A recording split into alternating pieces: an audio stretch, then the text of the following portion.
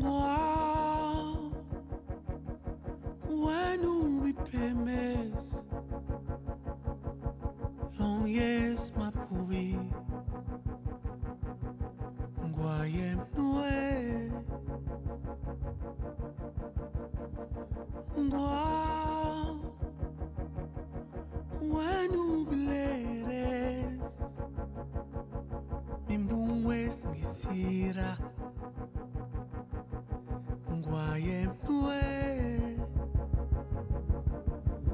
oh.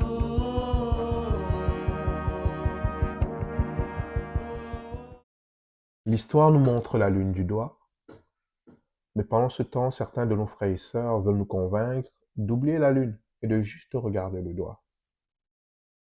Pendant que nous nous déchirons dans des débats infondés sur les outils tels que la monnaie ou les systèmes politiques, un projet de recolonisation du continent est en cours.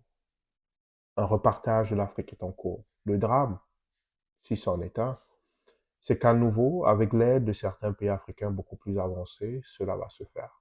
Et eux aussi voudront leur part.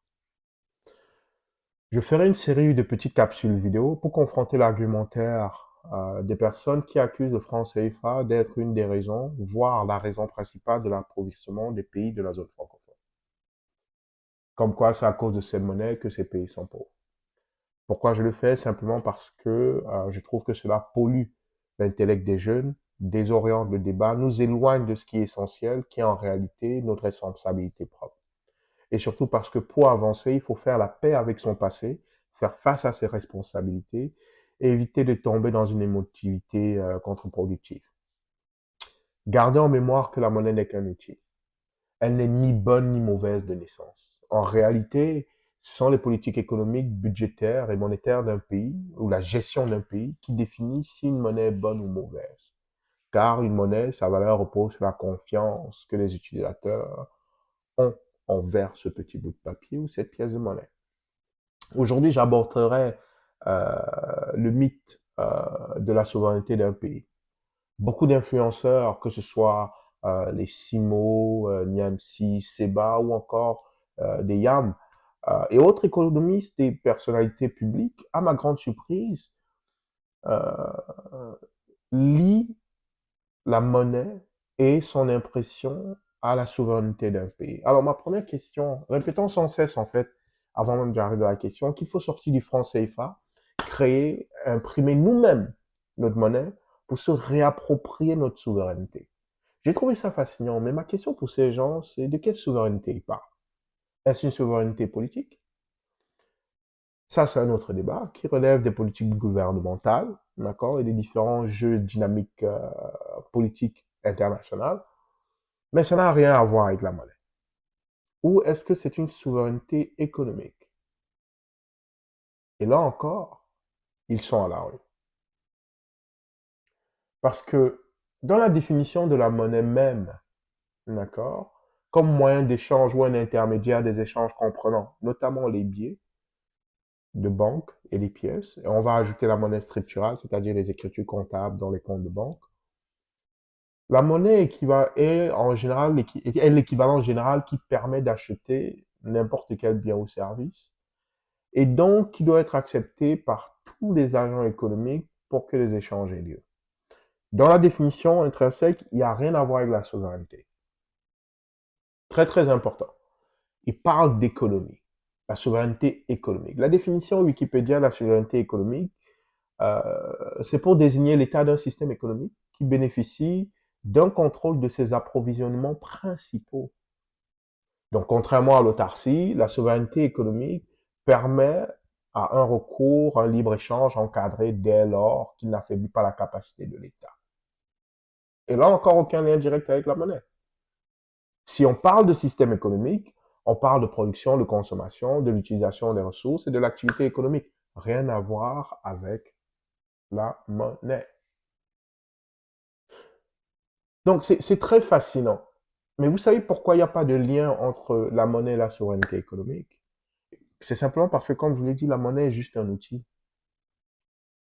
Le concept de souveraineté relève de la mise en place ou non de politiques propres à un État. alors que la monnaie n'est qu'un outil. Donc, dès que j'entends des gens lier les deux, c'est faux, parce qu'en réalité, il n'y a aucun lien. On prend juste l'exemple de la Suisse. Euh, la Suisse à elle seule a au moins 6 monnaies.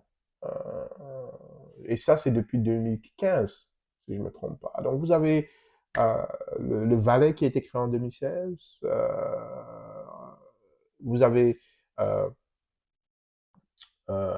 une autre monnaie qui s'appelle si je le farinais, le Mans et l'épi.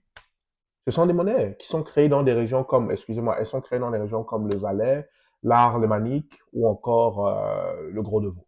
Est-ce que ce sont des pays? Non, ce sont des petites municipalités qui ont leur monnaie, qui reconnaissent le papier et qui l'impriment d'ailleurs, qui la font fabriquer et qui sont toujours sous autorité suisse. Donc, allons plus loin. Allons plus loin. Il y a quelque chose de très intéressant. Si vous voulez vraiment savoir, le trois quarts des pays africains, incluant les pays qui critiquent le franc CFA, n'impriment pas leur monnaie chez eux. Il y a très peu de pays africains qui font leur monnaie. Un des pays d'ailleurs qui est cité par ces gens-là hein, en exemple d'autorité, en exemple de prise en charge de soi, ou encore même en exemple de souveraineté, c'est le Ghana. Mais, mais est-ce que vous savez que la monnaie ghanéenne est imprimée en Angleterre par une entreprise qui s'appelle Delarue? Donc, le même pays que vous célébrez pour sa souveraineté imprime sa monnaie à l'étranger, dans un pays étranger, qui était son ancien colon. Et aujourd'hui, vous venez m'expliquer que franc CFA est souveraineté parce que le franc CFA est imprimé à l'étranger. Cela implique automatiquement une perte de souveraineté. Mais est-ce que vous vous écoutez? Prenez 2 secondes. Écoutez ce que vous dites, puis revenez me voir. Parce qu'encore une fois, il n'y a aucun lien. Allons même plus loin. Le Canada, qui imprime sa propre monnaie,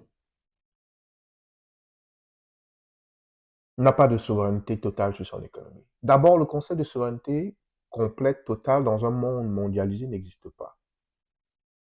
Le Canada ne peut prendre aucune décision économique majeure sans s'aligner avec la décision économique de son principal partenaire économique qui sont les États-Unis.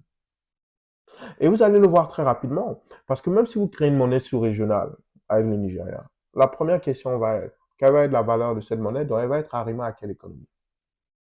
Très probablement, c'est la locomotive dans l'économie du Nigeria.